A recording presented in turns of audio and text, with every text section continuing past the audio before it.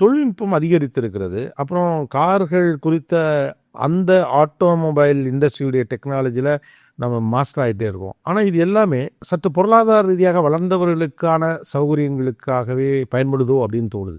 For example, இப்போ வரக்கூடிய கார்கள் எல்லாம் அஃபோர்ட் பண்ணுற கேட்டகரியில் இருக்கவங்களுடைய லெவல் வேறு. ஏன் இதோடைய ரிவர்ஸை நடக்கவே இல்லை? ரொம்ப எளிமையான மனிதர்கள் அவங்க போகிறதுக்கான குறைந்த விலையிலான கார். ஏன்னா ஒரு தொழில்நுட்பம் வளருகிற போது அதோடைய விலை குறைந்து சாமானியர்களுக்கு அது போய் சேரும். எனவே ஈவன் டுடே ஃபோர்டு செலிப்ரேட் பண்ணப்படுறதுக்கான ஒரு ரீசன் என்னன்னா எல்லார் கையிலேயும் ஒரு கார் அப்படின்னு கொண்டு வந்தது. கரெக்ட். ஸோ அதையே நம்ம செய்யாமல் இருக்கோம். இப்போ நீங்கள் 3XO, பொலரோ நியூ இந்த 3 எடுத்துக்கிட்டிங்கன்னா, இந்த ஸ்கார்பியோ கிளாசிக் 4 வண்டியும் நம்ம பண்ணுற 8 வண்டியில் 4 வண்டி 7.5 லேக்கில் ஆரம்பித்து 15 லேக்கில் முடியுது. அதுக்கு கீழே கிட்டத்தட்ட மாருதி தான் அவங்க 3.5 லேக்கில் கொடுக்குறாங்க. 7 லேக் வரைக்கும் தான் கொடுக்குறாங்க.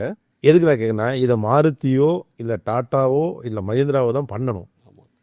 நீங்களுமே மேல் செக்மெண்ட்டை பற்றி மட்டுமே இல்லை. அதில் இன்னொரு விஷயம் இருக்குது சார். அந்த விலையில் கொடுக்கணுன்னா இப்போ மாருதி ஒரு 1,68,000 1,70,000 வெஹிக்கிள்ஸ் பர் மந்த் பண்ணுறாங்க. பட் அது கிட்டத்தட்ட அது 2 வீலர் மாதிரியே பண்ணுறாங்க அவங்க. ஸோ அதனுடைய ஸ்கேல் எக்கானமி இருக்கிறதுனால ப்ராஃபிட் மார்ஜின் ரொம்ப கம்மி. அதில் ப்ராஃபிட் மார்ஜின்ஸ் எல்லாத்தையும் தாண்டி நான் என்ன சொல்ல, அது பண்ணணும்னா உங்களுக்கு அதுக்கு தகுந்த மாதிரி ஈகோ சிஸ்டம் அவ்வளோ வால்யூம் இருந்தால் தான் நீங்கள் பண்ண முடியும். ஓகே, அந்த வால்யூம் இருந்தால் தான் ஒன்று வால்யூம் அல்லது மார்ஜின். என்னுடைய கன்சர்ன் இதில் என்னன்னு கேட்டால், ஒரு தொழில்நுட்பம் வளருகிற போது அது சாமானியர்களை நோக்கி திருப்பப்பட வேண்டும்.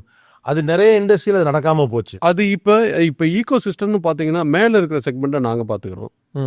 அது அப்படி அந்த மாதிரி வந்துருச்சு ஆக்சுவலாக. இல்லை, யதார்த்தமாக இந்திய நிறுவனங்கள் இந்த செக்மெண்ட்னு யதார்த்தமாக தான் வந்துருச்சு. அது அப்படியே நேச்சுரலாக ஃபிட் ஆயிடுச்சு. அவங்க மாருதி அந்த கீழே செக்மெண்ட்லேயே பார்த்துட்டே இருந்தாங்க. நாங்கள் மேலே செக்மெண்ட்டில் பார்த்துட்டு இருந்தோம். எங்கள் வண்டி முதல்லேருந்தே பொலரோ, ஸ்கார்பியோ அது எல்லாமே XUV 500 எல்லாமே மேலே செக்மெண்ட் தான் இருந்தது.